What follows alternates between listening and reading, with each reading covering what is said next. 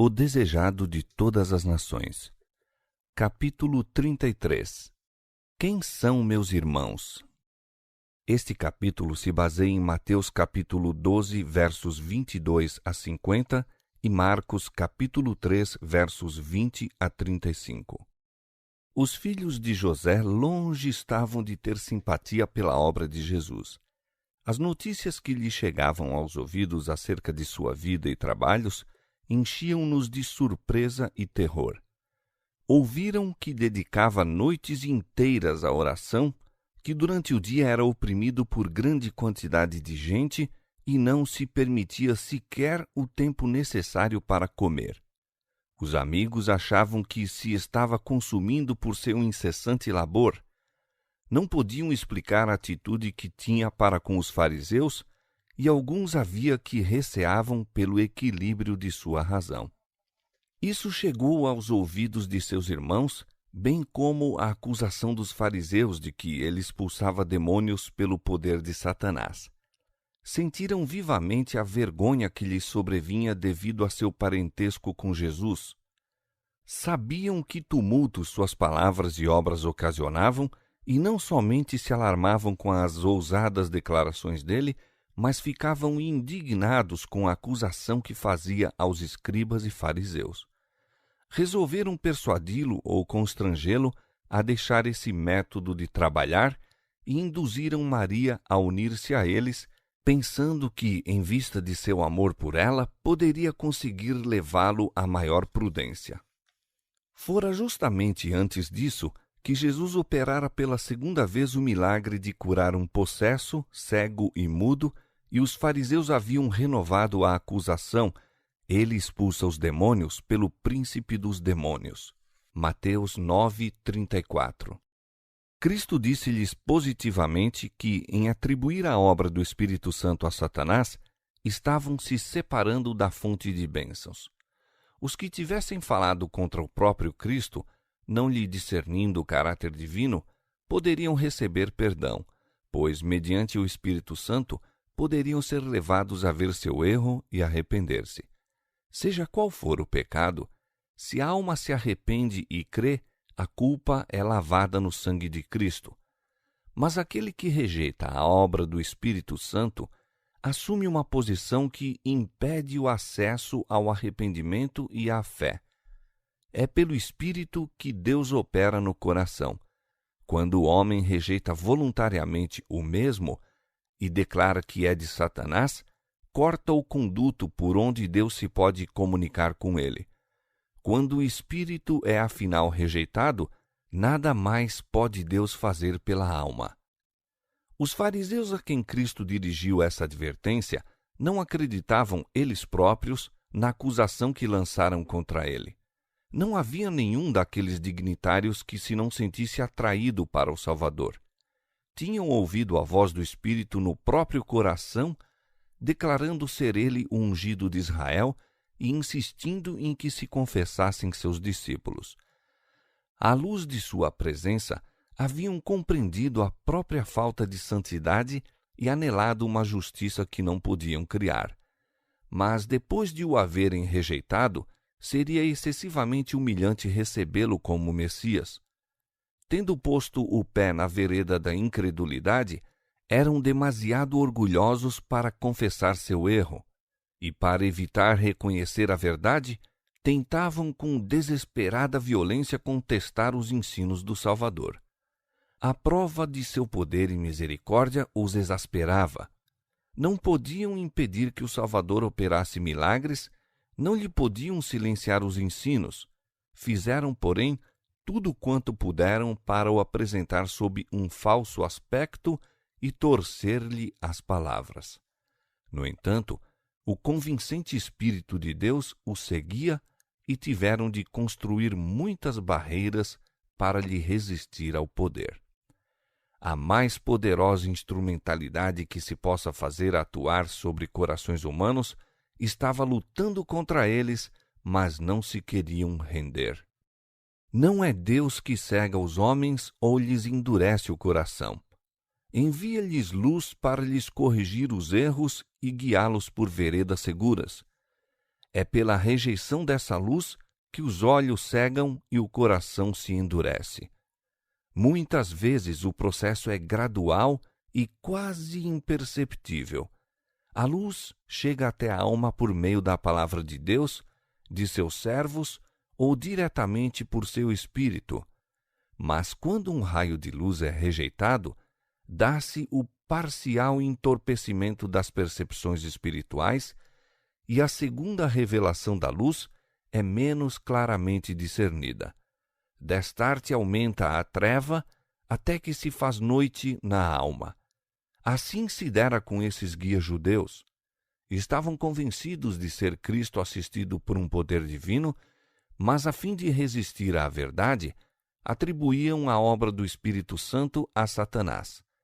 Procedendo desse modo, escolhiam deliberadamente o engano.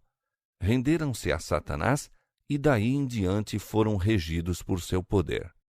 Intimamente ligada à advertência de Cristo acerca do pecado contra o Espírito Santo, encontrava-se a que é dada contra as palavras ociosas e más. As palavras são um indício do que se acha no coração. Da abundância do seu coração fala a boca. Mas as palavras são mais do que um indício do caráter. Têm poder de reagir sobre o caráter. Os homens são influenciados por suas próprias palavras. Muitas vezes, levados por um momentâneo impulso, instigados por Satanás, dão expressão ao ciúme ou às más suspeitas, exprimindo aquilo em que não creem realmente. Essa expressão, porém, reage sobre os pensamentos. São enganados pelas próprias palavras e chegam a crer verdade aquilo que disseram por instigação de Satanás. Uma vez tendo expressado uma opinião ou decisão, são muitas vezes demasiado orgulhosos para retratar e tentam provar acharem-se com a razão até que chegam a crer ser realmente assim. É perigoso emitir uma palavra de dúvida, perigoso questionar e criticar a luz divina. O hábito de descuidosa e irreverente crítica reage sobre o caráter, fomentando irreverência e incredulidade. Muito homem condescendente com esse hábito, assim tem prosseguido, inconsciente do perigo até chegar ao ponto de criticar e rejeitar a obra do Espírito Santo. Jesus disse: de toda a palavra ociosa que os homens disserem, hão de dar conta no dia do juízo, porque por tuas palavras serás justificado e por tuas palavras serás condenado. Dirigiu então uma advertência aos que foram impressionados por suas palavras, que o ouviram de boa vontade, mas não se entregaram para a habitação do Espírito Santo. Não é só pela resistência, mas pela negligência que a alma é destruída. Quando o espírito imundo tem saído do homem, disse Jesus, anda por lugares áridos, buscando repouso e não encontra. Então diz: voltarei para minha casa de onde saí, e, voltando, acha-a desocupada, varrida e adornada. Então vai e leva consigo outros 7 espíritos piores do que ele, e entrando, habitam ali. Muitos havia nos dias de Cristo, e os há atualmente, sobre quem o domínio de Satanás por algum tempo parecia ter cessado. Mediante a graça de Deus, foram libertados dos maus espíritos que exerciam domínio sobre a alma. Regozijavam-se no amor de Deus, mas, como os ouvintes do terreno pedregoso da parábola, não permaneceram em seu amor. Não se entregaram diariamente a Deus para que Cristo habitasse no coração. E quando o mau espírito voltou, com outros 7 espíritos piores do que ele, foram inteiramente dominados pelo poder do mal.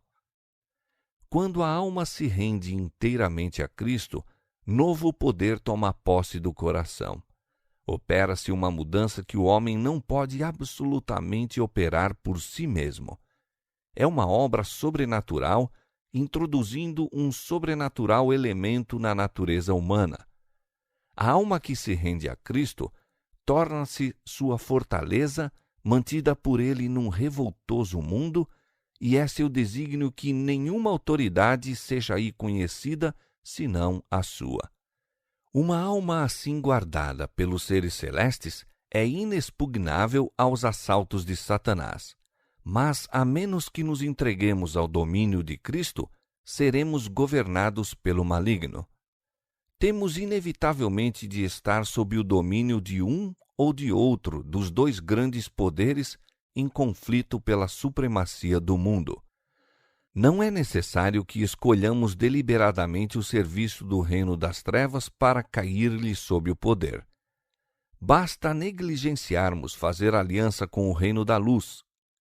Se não cooperarmos com os instrumentos celestes, Satanás tomará posse do coração e torná-lo-á morada sua. A única defesa contra o mal é Cristo habitar no coração mediante a fé em sua justiça. A menos que nos unamos vitalmente a Deus, nunca poderemos resistir aos não santificados efeitos do amor próprio, da condescendência com nós mesmos e da tentação para pecar. Podemos deixar muitos hábitos maus, podemos por tempo separar-nos de Satanás, mas sem uma ligação vital com Deus, pela entrega de nós mesmos a Ele, momento a momento, seremos vencidos. Sem conhecimento pessoal com Cristo e constante comunhão, achamo-nos à mercê do inimigo e havemos, afinal, de fazer-lhe a vontade. E o último estado desse homem é pior do que o primeiro. Assim, disse Jesus, acontecerá também a esta geração má. Ninguém há tão endurecido como os que desdenharam o convite da misericórdia e menosprezaram o Espírito da graça. A mais comum manifestação do pecado contra o Espírito Santo é o desprezar persistentemente o convite do céu para se arrepender. Todo passo na rejeição de Cristo é um passo no sentido de rejeitar a salvação e para o pecado contra o Espírito Santo. Rejeitando a Cristo, o povo judeu cometeu o pecado imperdoável e, recusando o convite da misericórdia, podemos cometer o mesmo erro. Insultamos o príncipe da vida e o expomos à vergonha perante a sinagoga de Satanás e em face do universo celeste, quando recusamos ouvir-lhe os mensageiros, dando, em vez disso, atenção aos instrumentos de Satanás que querem arrebatar de Cristo a alma. Enquanto uma pessoa fizer isso, não pode achar esperança de perdão, perdendo por fim todo o desejo de se reconciliar com Deus. Enquanto Jesus estava ainda ensinando o povo, os discípulos trouxeram a notícia de que sua mãe e seus irmãos estavam fora e desejavam vê-lo. Sabia o que lhes ia no coração e, respondendo, disse ao que lhe falara: Quem é minha mãe? E quem são meus irmãos? E, estendendo a sua mão para os seus discípulos, disse: Eis aqui minha mãe e meus irmãos. Porque qualquer um que fizer a vontade de meu Pai que está nos céus, este é meu irmão e irmã e mãe. Todos os que recebessem a Cristo pela fé, estar-lhe-iam ligados por um laço mais íntimo que os de parentesco humano. Tornar-se-iam um com ele, como ele era um com o Pai. Crendo em suas palavras e praticando-as, sua mãe lhe estava mais próxima e salvadoramente ligada do que por meio do parentesco natural. Seus irmãos não receberiam nenhum benefício de sua relação com ele, a menos que o aceitassem como Salvador pessoal. Que apoio teria Cristo encontrado em seus parentes terrestres, houvessem eles crido nele como enviado do céu e com ele cooperado na obra de Deus? Sua incredulidade lançou uma sombra sobre a vida terrena de Jesus.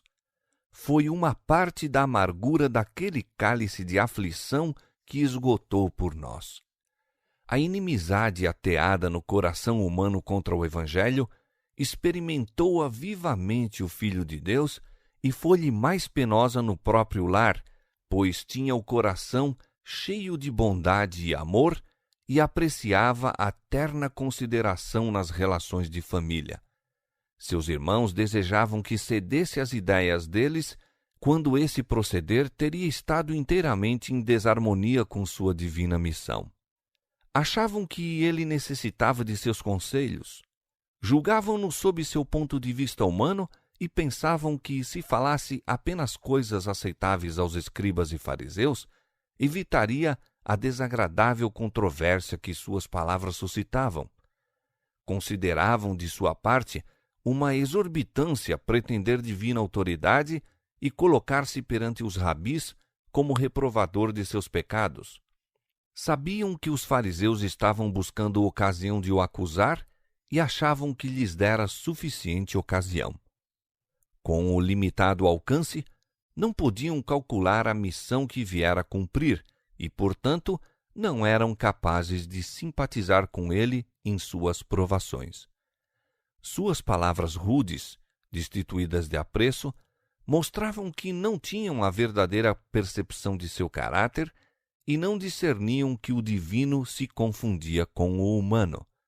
Viam-no frequentemente cheio de pesar, mas, em vez de o confortar, seu espírito e palavras apenas lhe magoavam o coração. Sua natureza sensível era torturada, mal entendidos os motivos que o impeliam, mal compreendida a sua obra.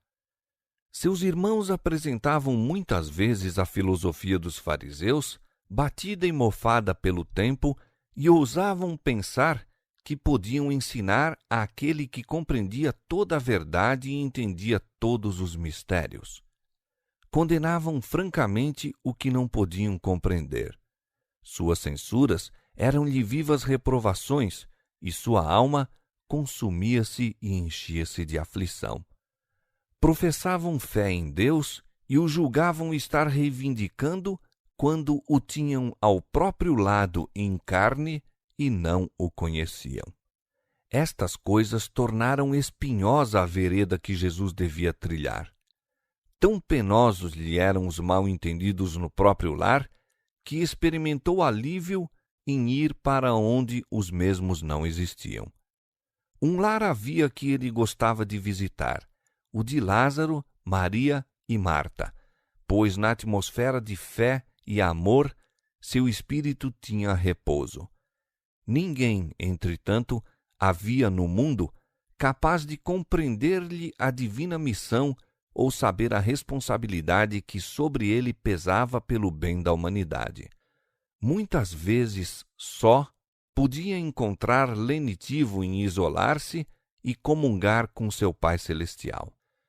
Os que são chamados a sofrer por amor de Cristo, que têm de suportar injustos conceitos e desconfianças, mesmo no próprio seio da família, podem encontrar conforto no pensamento de haver Jesus sofrido o mesmo.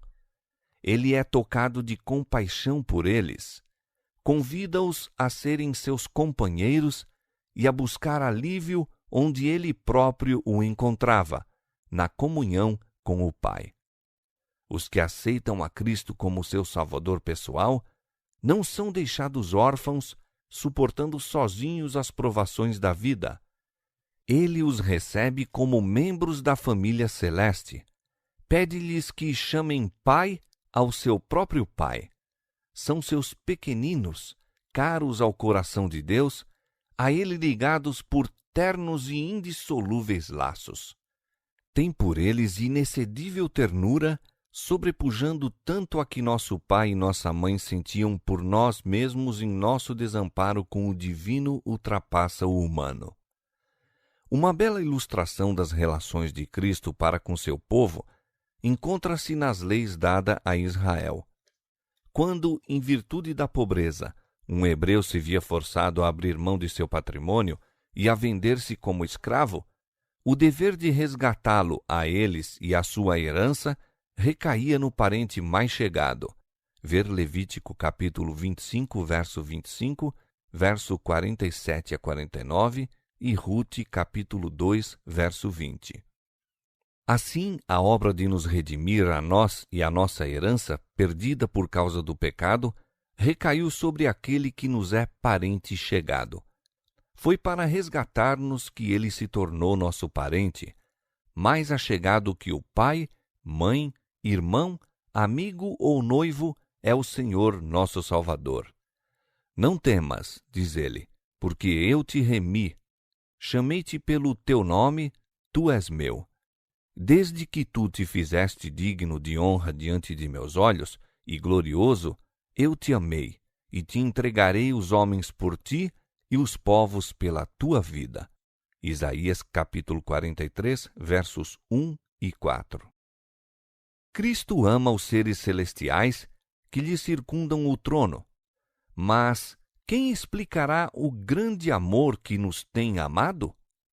Não o podemos compreender, mas podemos sabê-lo real em nossa própria vida. E se mantemos para com ele relações de parentesco, com que ternura devemos olhar os que são irmãos e irmãs de nosso Senhor? Não devemos estar prontos a reconhecer as responsabilidades de nosso divino parentesco? Adotados na família de Deus, não devemos honrar a nosso pai e nossos parentes?